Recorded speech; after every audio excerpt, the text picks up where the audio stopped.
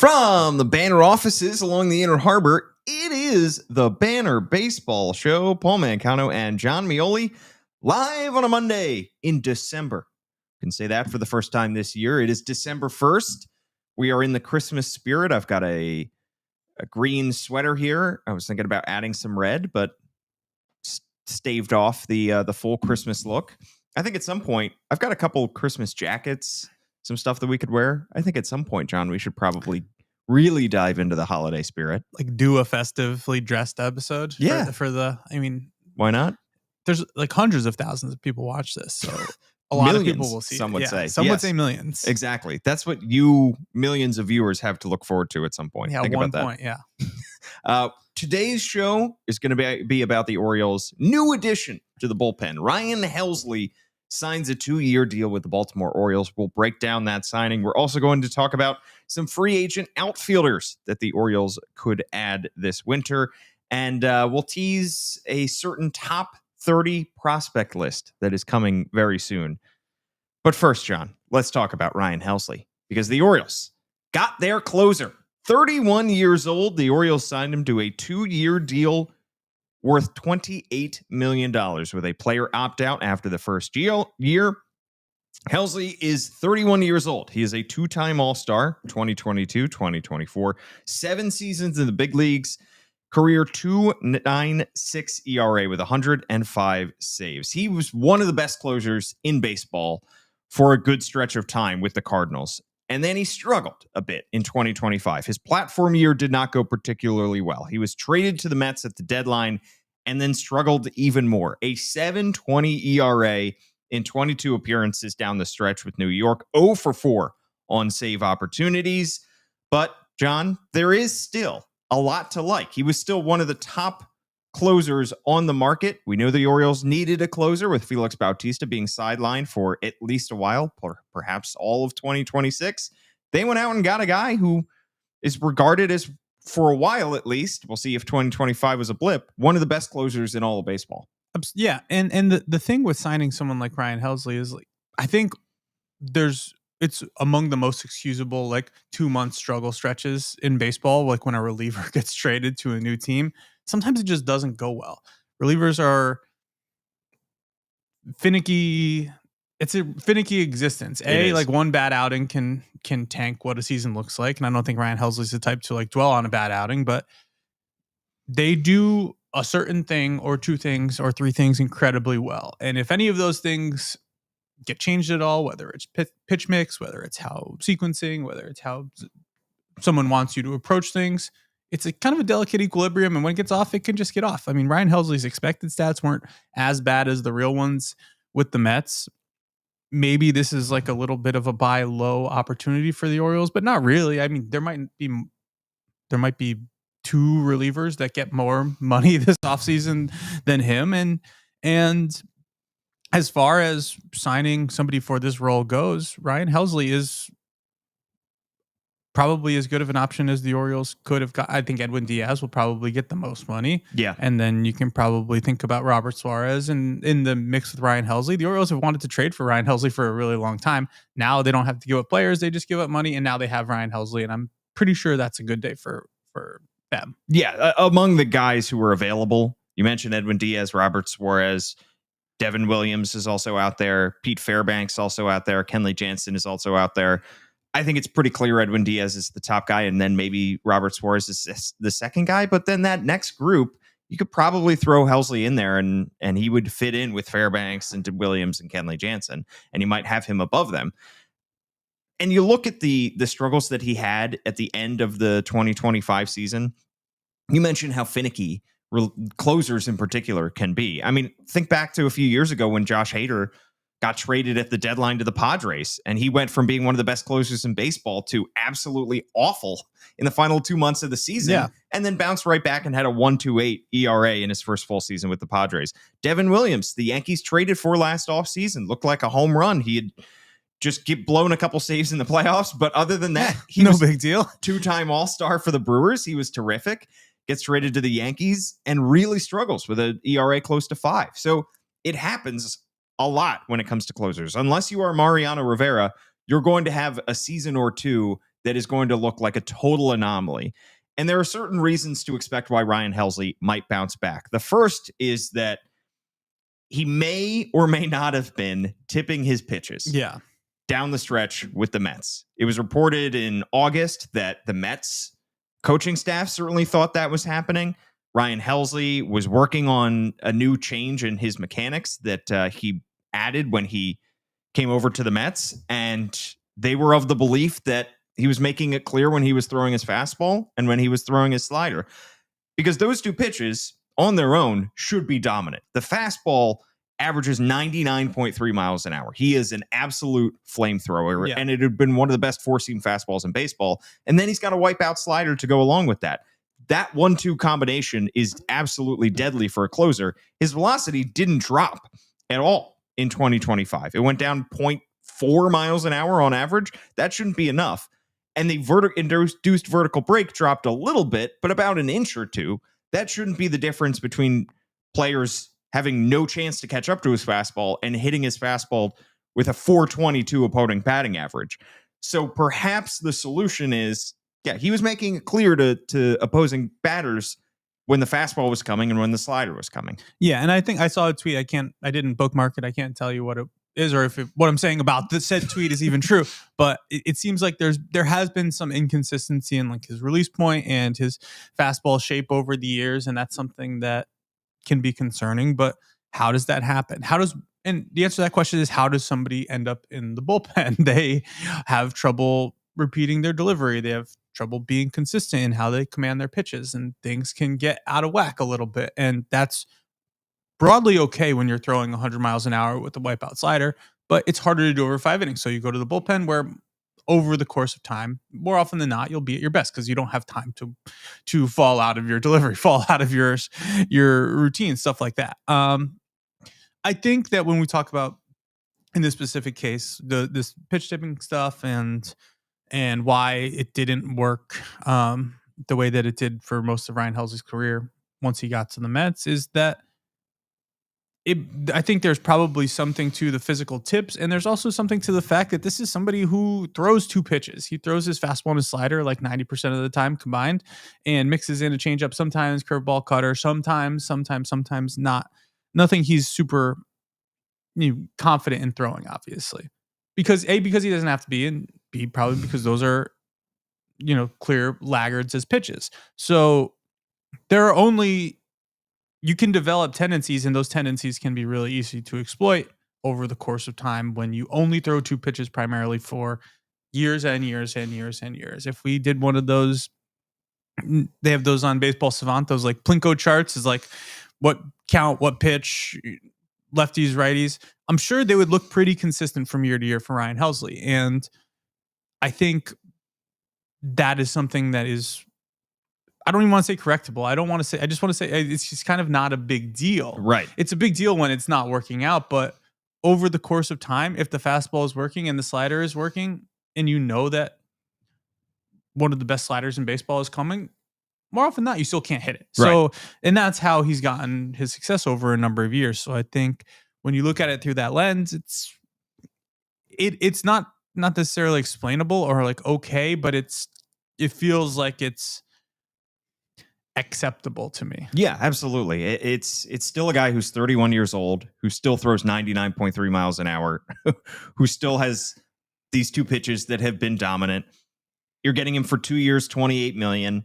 He's one of the best closers in baseball for the last several years. Like, there are a lot of reasons to like this signing, and you hope that the 2025, the end of the season, was more a blip than it is some kind of trend. But the Orioles clearly see that this is somebody that they want to work with. They have the opportunity now to have a full winter with him, a full spring training with him.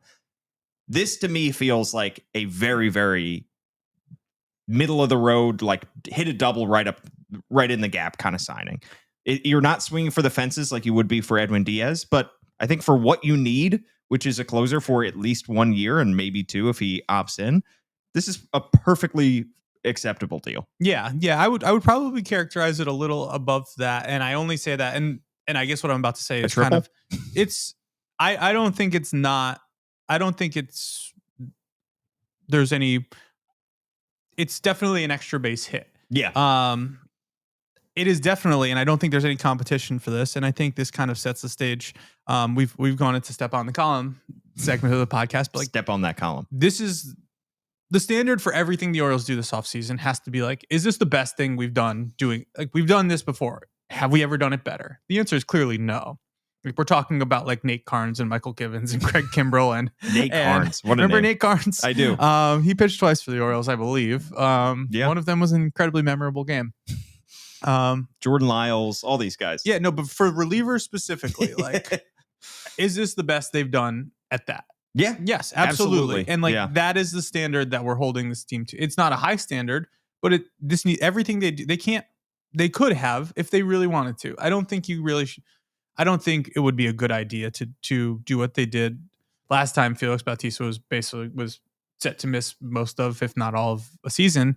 They said, we need a closer for 1 year. Who's the best closer we can get for 1 year? Which diminished who they could have gotten because not every good free agent closer is going to be like, let's sign up for 1 year.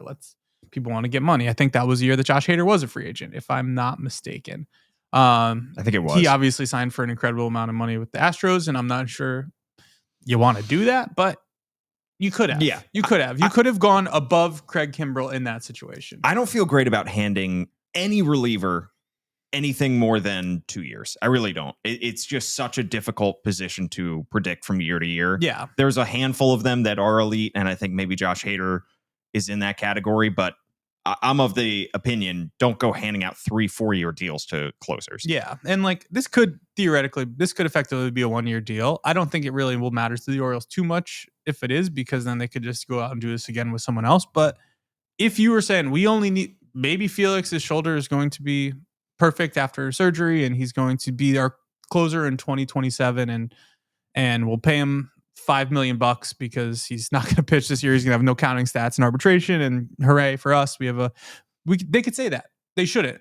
But if they wanted to be like, we only need a closer for 1 year, they could have, and they wouldn't have Ryan Helsley. Right. And they would have somebody who's worse than him. Exactly. And there might only be, I don't know if we're counting on, we definitely don't need a second hand to count the options that would be better than him. And I think that is what this offseason has to be. If they want people to look at this roster in February and say, this team can win this division, now nobody's going to say, well, who's going to close? Yeah. Nobody's going to say, they didn't do enough in the bullpen. They might still not do enough in the bullpen. You can always no one ever does enough in the bullpen. But they did enough in the ninth inning. They answered that question. So the first thing they've done this offseason, with all apologies to Leody Taveras and trading for Taylor Ward, first thing they've done in free agency that means something is to throw money at a real problem with a real solution. Yes. I'm glad you bring up the Craig Kimbrell signing by talking around the Craig Kimbrell signing from a few years ago, because that signing was 1 year, $15 million, I believe, to get Craig Kimbrell. And like you said, John, they kind of limited their options because they were looking for a closer for just 1 year because they knew Felix Bautista was set to come back the following year. And when you do that, you have to settle for a guy who's 36 years old at that point and just trying to rack up some counting stats so we can get into the Hall of Fame. That signing made me a lot more nervous because... You don't say. Yeah. You don't say, Paul. Craig Kimbrell was coming off a very bad postseason with the Phillies. There were a lot of reasons to believe that his play was declining. I don't feel that way about Ryan Helsley. And maybe the end of his run with the Mets is a sign of bad things to come, but this is a much, much safer, better bet. He's got postseason experience too, some pretty good postseason experience Ryan Helsley does with the Cardinals. There's a lot of reason to believe that this signing will work out better. It's just a bigger swing. It's like you've said, John, they're doing a lot of the same things that Mike Elias has done in previous offseason, just with more resources to back them up. So you're just shopping in the higher priced aisles, but you're still looking for the same type thing. And that just affords you the chance to get better players. Yeah. Yeah. And looking back at what happened with, in the Craig Kimbrell offseason, Josh Hader was the top free agent, of course. Mm-hmm. David Robertson was in the mix. He could have he had a 3 ERA and in 68 appearances for Texas that year. That would have been more useful than, and I believe he signed super late too. Aroldis Chapman, that's, who really wants to deal with that? But it's on the mound. He was a 1.5 WAR pitcher with 14.3 strikeouts per 9 for the Pirates in that season. I would have been critical of that signing, but for other reasons. I would have too. And that would have been, and I'm glad that didn't happen. Ronaldo Lopez signed with the Braves that year, 1.99 ERA. He was a starter, so that I don't know why he's classified as a reliever. We'll change that. Just edit this out and post. But he was a reliever, and they kind of like signed him. He was a reliever, and they started. That's exactly what happened. Yeah, there were options. They could have gone Jeff longer Hoffman years. Path. Yep. Joe Jimenez got longer years. Emilio Pagan got years. Guys got years. Yeah, and if they wanted to do something different, they could have. They did something that was.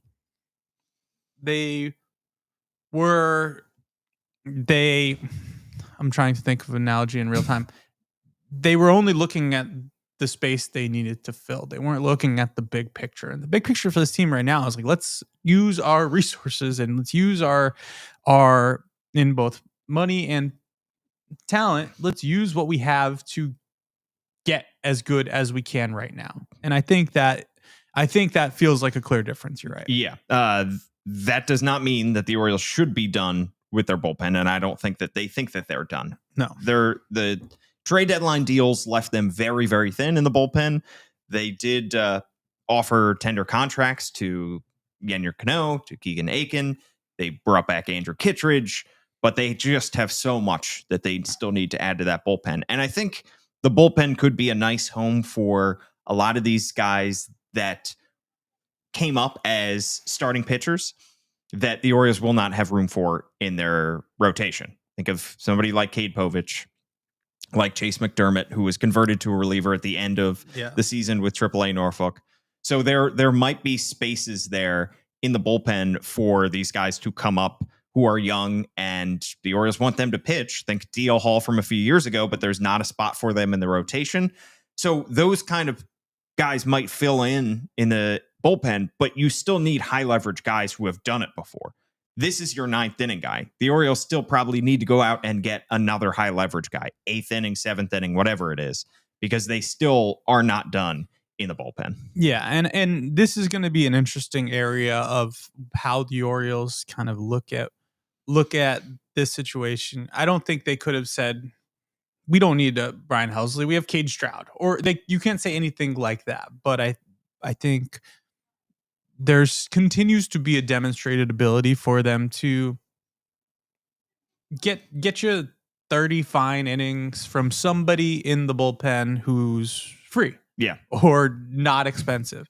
And how many spots they leave for that versus how many spots they fill with somebody who you just know what you're going to get. And if you're paying $6 million for 50 good innings from somebody who's done it a million times before, there's nothing wrong with that. No. You can absolutely do that and say, we're going to create innings for Cade Stroud. We're going to have opportunities for Anthony Nunez, who they have kept in the organization. Cam Foster, to a lesser extent, I think, in terms of near-term opportunities. But they're not going to stop thinking the way they've always thought about that type of stuff. The difference is that you can't rely on it when you have these high of expectations. When you think about the 2022 or 3, whenever Felix Bautista just showed up and was just a dominant reliever, and Jorge Lopez all of a sudden became a great closer, and Cionel Perez out of nowhere, waiver claim, all of a sudden good. Brian Baker shows up really good. That was possible because they created a bunch of opportunities for those types of guys. You'll remember they traded Tanner Scott and Cole Sulser before that season even started. You can't do that. You can't do that when you want to win the division, when you want to get back to the playoffs. You can still do that conceptually as an organization. You can still claim guys off waivers and fix them and make them better. And you can still have guys that you bring through your system and acquire in trades that can help, but you can't go into the season thinking that's all going to work. That needs to be gravy. That's not the meat. That's not the turkey, to use a Thanksgiving pun. We're past Thanksgiving. Ryan Helsley, you are a turkey. You are a turkey. You are the turkey in the best way. In a positive way. You are not overly dry. I think, I had great turkey. Did you? Yeah, my wife's Uncle Hank made some great turkey. Uncle Hank? Yeah. Nice. Yeah. I made the gravy this year, so that was a big first step for me. That's good. You're not really a savory. No, I'm usually the sweets guy. Yeah. And yet, I think it turned out pretty well. That's great. You also can't be in a position where you're comfortable not losing games, but you can't just hover around 500 for the first couple months of the season. You can't obviously get off to the kind of start that they had last year. And you can't just sit on your hands and wait for these guys to figure it out and be like, well, let's hope some of these guys develop. The bullpen's blowing us some games, but by the end of the year, they'll figure it out. You need to be great out of the gate, as we've seen, or else you'll dig yourself a massive hole, and then you'll have to fire a manager on Preakness Day in May, and then everything just goes terribly. I'm not going to be available that day. They're not going to do that. We're not doing that. I'm not doing that. All right, let's talk about some free agent outfielders that are out there. And I know what you're thinking. The Orioles just traded for Taylor Ward. Why do they need more outfielders? Well, John, you wrote about it on thebanner.com where people can subscribe $1 for 9 months. How long does that deal last? $1 for at least 6 months. I don't know how long the deal lasts specifically, but it can't last longer beyond today, which is Cyber Monday. Cyber Monday, exactly. Well, anyway, you're getting a bargain. You wrote about how the Orioles may not be done in the outfield after acquiring Taylor Ward because the picture doesn't seem complete. Why is that? Well, it can be, but there's way too many questions still. The only thing there's not really questions about is Taylor Ward, and his questions are small. Like, is he going to be able to hit in this ballpark? No big deal. It's only what he's been required to do. Small questions. So yeah, who knows? But when you think about, I have fewer questions probably than most about Colton Cowser. I think Colton Cowser, when he is out there for 6 months, he is going to be like a 2-3 win player, bat first, and it's going to be good. And he's going to probably frustrate you by striking out too much and swinging, missing too much. But over the course of a full season, you're going to get some good stuff from Colton Cowser. Dylan Beavers avoided the first, the toe stub that happens when you are a great Orioles prospect recently and comes to the big leagues. He was able to hit. There are many, many smart people sitting at computers right now trying to figure out the best way to get Dylan Beavers out. And every single team the Orioles play in April will use that specific way to attack him until he figures out either it works or... So that is just something that's going to happen. There are questions. That means there's questions there. Heston Kjerstad, there are always questions at this point. Tyler O'Neill, you think that there wouldn't be questions based on what happened this year, but he has a lot of proving it to do. He certainly does. Then that's it. That's a really interesting mix where if everything goes perfectly, you have a really diverse and impactful outfield. And the Orioles aren't really in a position to see if that Jenga tower stays up. Yeah. It's just not really a thing that you feel like you want to do, even if you can do it, even if you are in that position. So with all that said, and we said this from the moment the trade happened on this podcast in this room with Andy Koska, that this doesn't, I didn't think it felt done then. And I've nothing has happened over the last couple of weeks to make me think that it's done now. Yeah. What concerns me when I look at this outfield group is I don't see many center fielders. Yeah. Colton Cowser is your center fielder. He did a fine job there last year. You have Leody Taveras, who you just signed to a 2-year deal. He can play center field. He is not the best hitter. Other than those two guys, Dylan Beavers is not really a center fielder. Tyler O'Neill's not really a center fielder. Heston Kjerstad certainly is not a center fielder. Aren't a whole lot of options that you feel great about in center, to the point where if Colton Cowser goes down, like he did for stretches of time in 2025, you might be in trouble. Yeah, and I should mention, too, that I don't think you're planning around or for Jeremiah Jackson, but he was brought up to try out for the Ramon Urias role after they traded Ramon Urias, and he played a lot more outfield by need, I think. But even when that wasn't a need, he still played a lot more outfield, and I think he was better in the outfield than he was on the infield. I think that was kind of the perception from the club at the time. So could he be the backup infielder, outfielder type? But Yes, but that's not somebody you're counting on to be able to play center field. That's not somebody, especially with Taylor Ward and Tyler O'Neill in the mix as right-handed hitting outfielders and Leo Taveras as switch hitter. Like, there's not an obvious role for him, and he doesn't really add to any of the clarity. Yeah. Jeremiah Jackson played 34 games in the outfield. None of those games were in center field. Also played 1 game at second, 13 games at third. And to me, I'm in the same boat as you, John. Would be great if Jeremiah Jackson in his age 26 season is a nice utility player for this team, but I'm not banking on it. Yeah. It's a very small sample size. A guy who kind of floundered in the minor leagues before he really found his footing in 2025. It's an awesome story, and I hope he succeeds, but I'm not banking on anything. Yeah. I'm not sure that I think the Orioles, when they went out and acquired Taylor Ward, I don't think they felt like done and dusted. This is the one guy that we wanted to get for our outfield, and we feel great about it, and we're done, and we're moving on.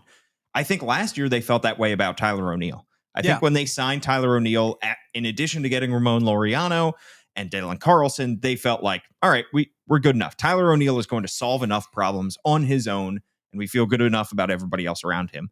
I think right now there are legitimate questions about everybody else in that outfield. Like you said, John, it's nobody you feel great about and you can write in pen.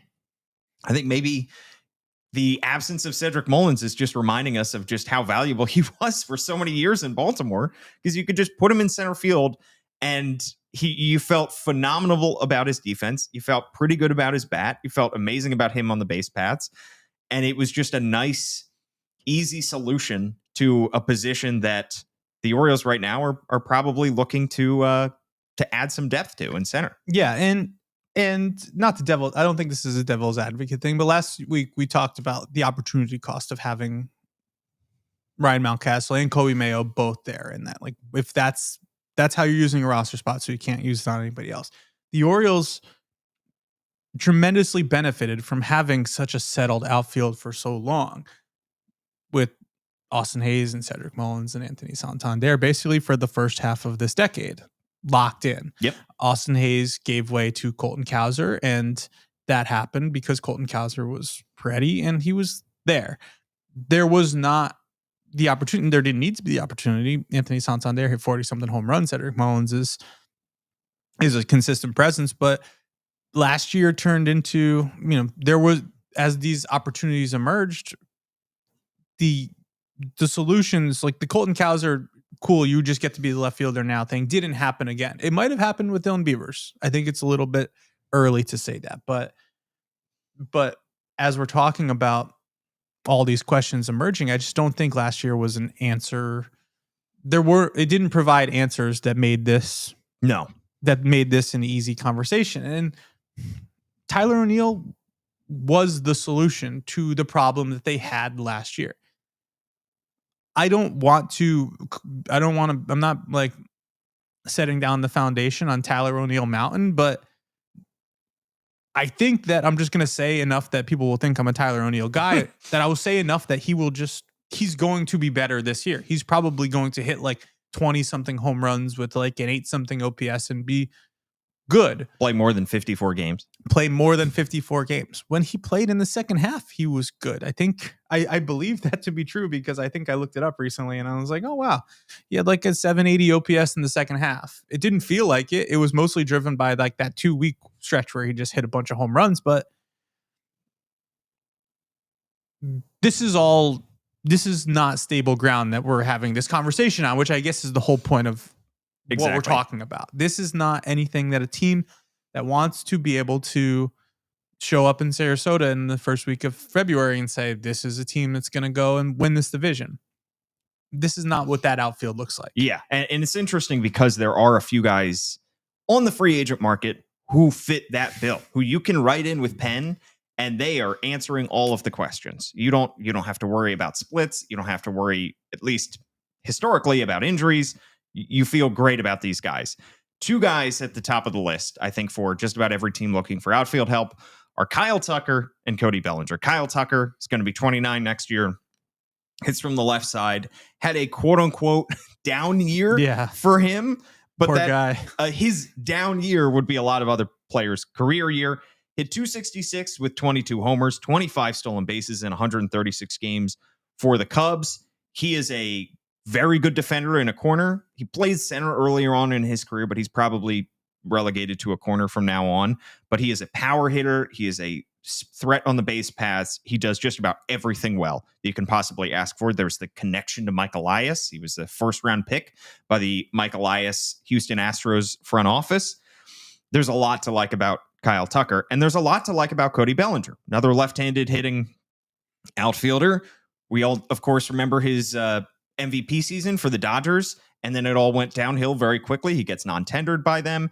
He has just been a very good outfielder the last couple years. His first year with the Yankees last year, sure, he benefited from that short porch in right field, but still, he was outstanding. 272 batting average, a 125 OPS plus, hit 29 dingers, 13 stolen bases. He can play center, he can play left, he can play right, he can play first base if he's needed to. Cody Bellinger, who's going to be 30 next year, makes a lot of sense. Kyle Tucker, Cody Bellinger are going to get a lot of money. Do you think the Orioles would be willing to pay either of them what it's going to take to bring them to Baltimore? Yes. Okay. I do. Because what does no mean? Like, what does saying no to that mean? That they wouldn't want to sign really good players who can help them for the foreseeable future in a circumstance when money doesn't mean a lot, or so we hear. So that's saying, what they tell us. So saying no would mean that they don't think that those guys can be upgrades, and that they don't think that there's value to having them on the 2026 Baltimore Orioles. So saying no would be to also say that they feel good about what the outfield looks like right now, and that they are, to the point of our previous conversation, limiting their view of the market to what they need right now versus what they will need in 2 and 3 years, and what they need just talent-wise overall, which is to say that they only want to sign someone who can maybe grow into a bigger role or be a good value, because they have Dylan Beavers and Colton Cowser, and they just traded for Taylor Ward, and maybe in a couple years Nate George is, bursting onto the scene, and this and that, and Ike Irish, and we can just go. That is a way that they have thought, and to say no would be, they're kind of still thinking that way. You know what you can do if you have Kyle Tucker on your team in 3 years and you don't have enough spots for like the young outfielders? You can trade somebody. Like, doesn't really make a difference to the Baltimore Orioles right now. So I think, yes, I think those are the types of, and I'm only using the answer key that I was given. If it feels like I'm just repeating answers and like cheating on the test, it's because Mike Elias said he wants people to think this team can win the division when spring training starts. That means you have to do stuff like sign Kyle Tucker, sign Cody Bellinger, because everyone outside of like the city of Baltimore, and maybe outside of this chair, would look at Colton Cowser as your everyday center fielder and say, I don't know. Yeah. Anyone who saw Kyle Tucker as your everyday center fielder would say, oh, wow. So if that's what you're trying to do, then that's what you need to do. Do you think Kyle Tucker can play center still? I'm sure he can. I don't know. I should have said everyday outfielder, but like, that is an easier, if he is batting fifth for the fifth for the Baltimore Orioles in the projected lineup, if I was going to say in like Sports Illustrated, which I don't believe is a thing anymore in the way that it used to be when that would come out, people would flip to that page and go, oh, wow. Yeah. And with the 3 outfielders, they would say, okay. Yeah. And you want the oh, wow. You don't want the okay. And that's what we're talking about. Yeah. He is one of those guys, and I think Cody Bellinger is too, where if you have the chance to sign him, you do so, and then you worry about the rest of the roster later. Yeah. Those are questions that you answer later. You say, we'll sign Kyle Tucker. You want to come to Baltimore? Yes, please. Sign on the dotted line. Don't worry about the fact that you would be overlapping with Colton Cowser. Don't worry about any of that. We will figure it out. And whether that means trading somebody, whether that means reshuffling guys, whatever it means, you do what you can to get those 2 players. And I think the way that Mike Elias has looked at the offseason in the last couple of years, it has been box checking. It has been, All right, we need a right-handed hitting corner outfielder. Tyler O'Neill is that. Check that box. We need a backup catcher who hits from the right side, mashes lefties. Gary Sanchez is that. Check that box. Yeah. It seems like, and this is how it should be approached in my mind, the only box you need to check this offseason is this team better? Does this player make this team better? Does Kyle Tucker make this team better? Does Cody Bellinger make this team better? Yes, check. Does it matter that they hit from the left side? Does it matter that they would be an overlap for guys that you already have on the roster? Yes, but who cares? Yeah. Just make the team better. Don't look at through such a confined, narrow viewpoint that you need guys who are going to fit your perfect world of a player, and it's going to fit your roster perfectly. You rearrange your roster around the players that are star players. And if you have a chance to get a star player like Kyle Tucker, you go out and do that. I thought of my analogy as you're talking about this, and it's exactly what you're saying. This is not like we need a new end table for our living room. Like we have our couch, we have our cozy chair, like the TV's here, the TV stand is here. We put our shoes in this, over at this spot. It's not so like what they had been doing is like, oh, okay, what's the best end table we can get for our room laid out with the stuff we have right now? And you know what? That's a fine way to go about life. What you can do if you really want things to look nicer is say, do we love this couch? Do we love this chair? Right. Do we want to keep this layout the way that it is? Do you go out? Do most people often say, we have this couch, we don't have an end table, but maybe I'm just going to go buy a new couch anyways? No, that's not typically how things go. Usually you like plan it out and you have a plan A and you're like, all right, if we get this couch, we got to do this and that. The other thing, but like this would be saying, this is a fine couch. I've sat on this couch a lot. I believe that I could be happy with this couch, but this other couch is better. And I don't really care about anything other than this couch is better than the couch that I have. And I want this better couch. That's what this would be. And once you have a couch that you like, that you know is better than the couch that you have, you can figure out the rest of the things later. Yeah, exactly. You can figure it out later. Now, like, as I'm saying all this, I'm thinking about like a person who lives in my household who I love dearly, who would be listening to me say this and be like, you don't want a new couch. You don't want to do anything. So how are you using this to describe a baseball team? Shout out Merrill. Yeah. Shout out to Merrill. But this would be that kind of thinking. And like, I understand why you wouldn't do it, but if you don't care about spending money and you just want to be as good as possible right now, you go buy the best couch you can. Yeah. Well said. We are live on, as we are every week, on YouTube, X, and Facebook. And I saw a comment from one of our viewers, one of the millions, as we would say. And millions. Oh, the rock. Millions of followers. Steve asks, he says, the only issue I see with signing somebody like Tucker or Bellinger is what it would mean for guys like Gunnar, Westberg, Holiday. I understand that line of thinking. Those are three guys that you want to keep in-house. Those are three guys that are currently represented by Scott Boras. Scott Boras doesn't like his clients to sign extensions, which means you could be waiting until their free agency years from now to try to sign those guys and hand them the hundreds of millions of dollars that they could be getting. Gunnar Henderson isn't going to be a free agent until the 2028-29 offseason. Mike Elias, if the next few years don't go great, he might no longer be the president of baseball operations by the time Gunnar Henderson gets to be a free agent. Absolutely, he needs to have a long-term view in mind. That's what he's always worried about. That's what he's always said. But they need to win baseball games in the short term. And he can't be worried about the free agencies of Gunnar Henderson, Jordan Westberg, Jackson Holiday 3 years before they're going to be free agents. That's a problem that they will have to figure out down the road. And the thing is, if you build a World Series winner, like if you really build a great team in 2026 and 2027, 2028, guess what? You get more money from fans. You get more money from MLB for winning the World Series. Everything is great. Like, he can't be worried. And Gunnar Henderson might want to re-sign because you have a 3-time World Series winner. Like, focus on the here and now.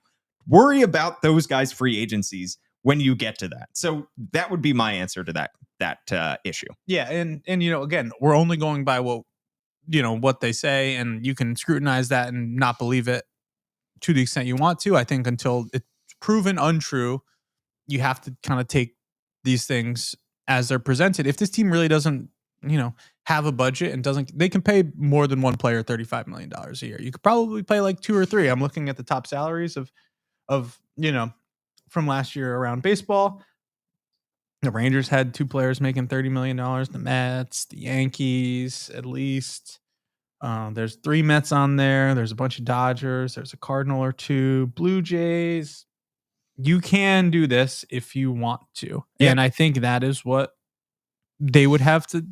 And, if you hold on to your money to sign players who might not re-sign here, you might just end up with money that you didn't spend. Yes, you might not re-sign them anyway. Yeah. All right, a few more free agent outfielders that I want to mention who are not in the category of Kyle Tucker and Cody Bellinger, but might be worth a look anyway. Harrison Bader, I thought from the start of this offseason made a ton of sense. Plays center field, hits from the right side, coming off an outstanding year with the Twins and Phillies, would be kind of a perfect fit in center field for this team because of how much they need right-handed hitters, because of the defense that he brings in center field. He's 32 years old, hit 17 homers last year. The question for me would be, do you buy the 2025 season? StatCast doesn't love his underlying metrics, thinks he perhaps got a little bit lucky, but the counting stats are there.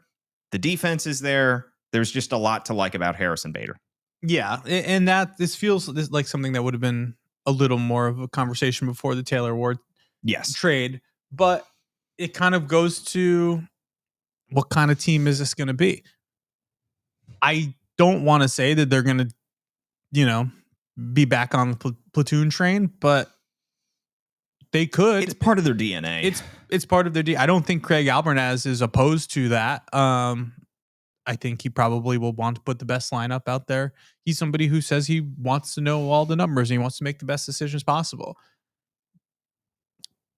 Sometimes, not every time, but some of the time, probably a smaller percentage than people think, the numbers don't bear out the left-right advantage that teams go with anyways. But more often than not, they do. Is this roster built to have a third right-handed hitting outfielder? I'm not sure about that, but he would be the top option if we were going to do that. But one of those guys you can't count on health-wise. I mean, you count on Taylor Ward health-wise because he's been very healthy in his career. Count on Harrison Bader health-wise, you hope.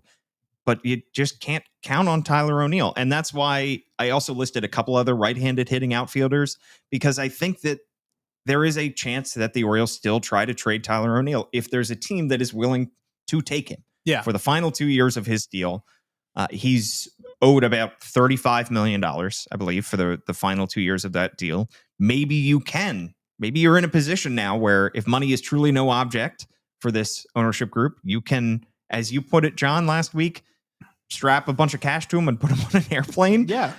Pay another team to take him off your hands because you just don't feel good about him health-wise. If this team didn't feel good about Grayson Rodriguez long-term health-wise, they certainly can't feel good about Tyler O'Neill. Exactly. So if you do trade Tyler O'Neill, I would look at one of these two guys as well. Adolis Garcia, who's a non-tender guy by the Texas Rangers. He was phenomenal in 2023. That year, the Texas won the World Series.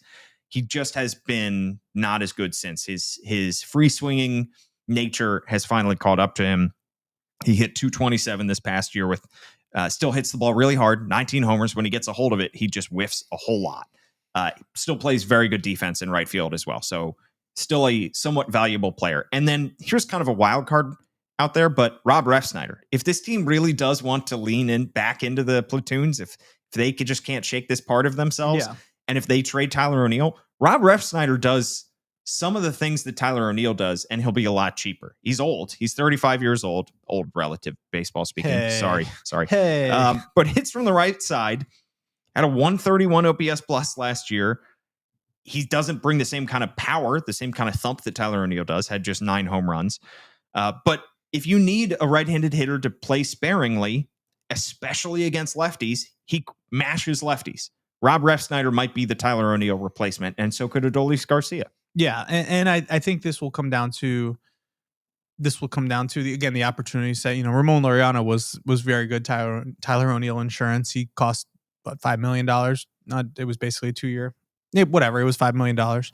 this again comes down to, do the Orioles look at what they have and say, they could very easily be counting on Jeremiah Jackson being the, the thatch underneath the Tyler O'Neill stilts. Yeah. I don't know. I'm mixing metaphors, but they could say, if we need somebody to play, like, be our right-handed hitting right fielder half the time, and Tyler O'Neill can't be that, can Jeremiah Jackson do that for $800,000? And then we can use the money elsewhere. Do you want to think like that? Is that something you want to be thinking about? Is somebody who, that role specifically, like Ramon Laureano was coming off a couple good months and had to wait a while, but got a pretty decent contract to do what he's doing. You can, if you are Rob Refsnyder or somebody who's in that like platoon outfield bucket, you can hold off to get a good deal if you want to. Are you going to sign here for what is, even if you are not counting on Tyler O'Neill to, it's still not a huge role that you are signing up for. Right. And I think that will be the challenge there, is that as things are shaking out / until they do shake out with other shoes dropping, you can offer as much money as you want, but somebody's going to have to think they can play, and especially on that kind of short-term deal, play enough to earn another deal. And that is where I think they're going to run into a little bit of an issue here. And I wonder if this might be a situation where they do say, well, we can maybe just plug this in for now. Right. All right. One more guy that I think we should talk about that doesn't really profile as an outfielder or a DH, played just 8 games in the field in 2025. That's Kyle Schwarber. Going to be 33 years old, hit 56 home runs. He is a designated hitter. I mean, he should be viewed as a DH. Yeah. He really can't play the outfield a whole lot anymore. This fit is a little bit tougher to figure out because you already have Adley Rutschman, Samuel Basallo. We're going to be rotating through that DH spot. Maybe you have Heston Kjerstad. Maybe you have the Kobe Mayo, Ryan Mountcastle tandem. But at the very least, you're counting on Basallo and Adley to take up a lot of those DH spots. And you want Kyle frickin' Schwarber in your lineup as many times as humanly possible, because 56 homers is 56 homers.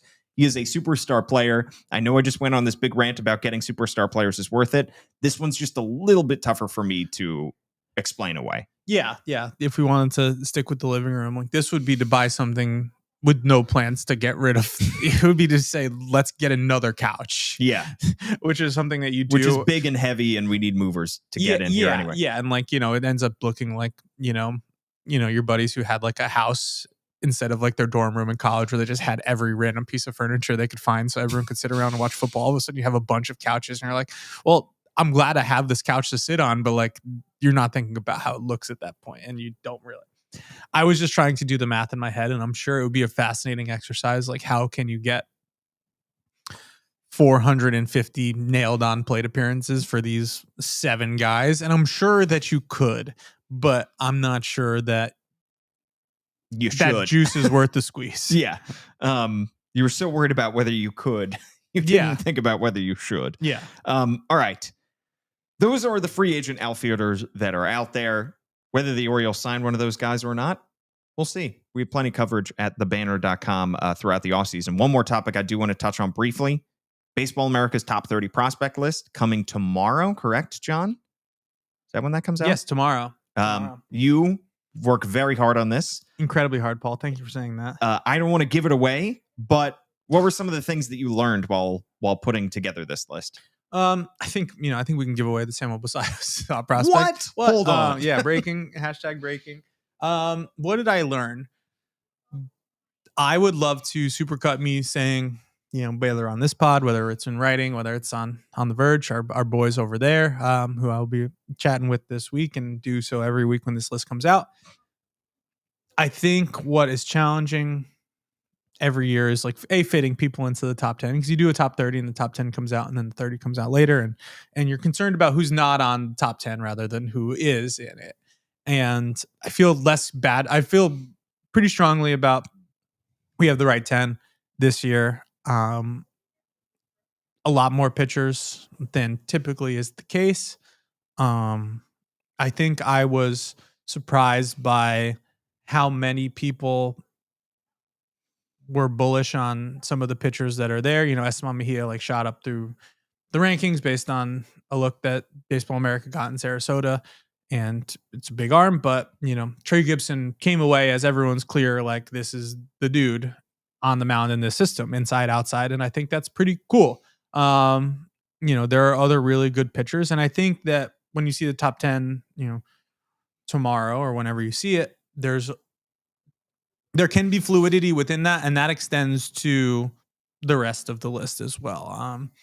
When I was doing it, I like to talk about all the top 10 candidates first, which basically means you're talking about like realistically like 15 to 20 guys with every person you talk about. And then you talk about the rest of them in a second call when you have kind of put that top 10 aside. But you can write all those earlier, like the 10, 11 through 20 reports, and figure out that order based on the earlier calls. And what becomes pretty clear is that all those guys could be in the top 10 too. And that's the thing I say every single year. And like, oh, so-and-so could have been here. And like, but I think for various reasons, that is more true this year than it is in past years. I mean, the names that are not in the top 10 are 20-year-olds who got to AA this year, which is a thing that when you do that, that means something. They're high profile trade acquisitions who are important to this team's future. They are the next tier of pitchers who are probably could have been in the mix with the first group. They're real prospects too. And I think that is, I think that is always the takeaway, is that, and once you got to like 20 to 30, there was, those could have been in any order, and you just kind of put in names. I honestly erred this side. I'm like, I don't want to be wrong by not having this guy in. I would rather have them in and be wrong than not have them in and be wrong. Right. But I think the top 10 specifically is a pretty interesting mix of what this organization really is like. Yeah, is really like, where they're at. There's not 15, like there's not 3 guys at the top of every draft who are just automatically top 10 prospects because they sign and then end up in AAA a year after they're drafted. Like that's not what the Orioles are doing anymore, but there's good drafted hitters, there's international hitters, there's pitchers. It's a little more of a diverse mix. Absolutely. Yeah. I mean, I don't want to in any way insinuate that the early years of the Mike Elias top prospect list had anything to be critical about, because I mean, goodness gracious, the amount of talent that it churned out. But if you could bring one level of criticism against it, it was just that it was very one note. It was very highly drafted position players. Yeah, and that's the note they were playing. Right. That's the note they were playing. And yeah. Hey, it's a good note. Let's not kid ourselves. They haven't stopped doing that. Yeah. They haven't stopped doing that. And, there are people from this year's draft who could have been in the top 10, and it's no knock that they're not. There's just other candidates in there. I bet if the Orioles had the 2025 draft in 2022, all 4 of the first day picks would be in the top 10, because why not? Yeah. Also, they would have had like 4 guys who were completely like studs that whole minor league season. And I think the 2024 draft not producing as many obvious like dudes impacts this list and makes it a little more diverse. And I think that the trades they made out of the 2023 draft also make it a little bit of a different look. But all the things that they did well, I think, remain the case. And this is just kind of a demonstration. They're starting to do other things well too. Yeah, and the international free agency is the final piece of that. It's the trades, it's the lack of, the so far perceived failures of the 2024 draft class, and the international free agency that kind of add to the diversity of that list. But I'm excited to see it tomorrow. We have so much more coverage as well on thebanner.com. At John Meoli is John's handle. I'm at Paul Mancano at All Banner Sports. Subscribe to his newsletter, Inside the Dugout. We'll be at winter meetings a week from today. Yeah, don't need to dress in our Christmas clothes for that. I don't think. Down in Orlando. Going to be exciting times.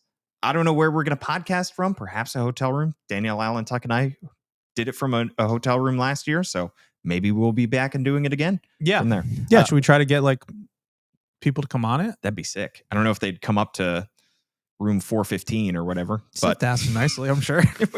We've got enough contacts. We shall see. Thanks so much for tuning in. For John Meoli, I'm Paul Mancano. We will be back next week, unless something crazy happens. We'll see you next time. Yeah, probably this week.